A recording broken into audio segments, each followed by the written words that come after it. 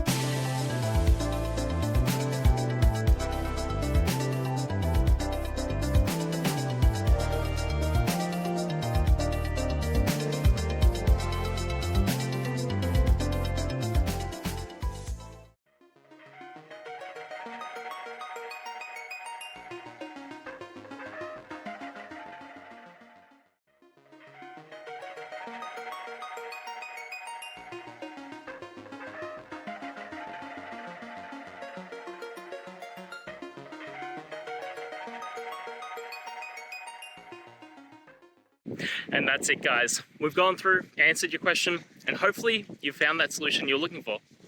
Guys, if you did, please hit subscribe. I'd really appreciate it. And until next time, you need technical help, I'll see ya. Have a good one.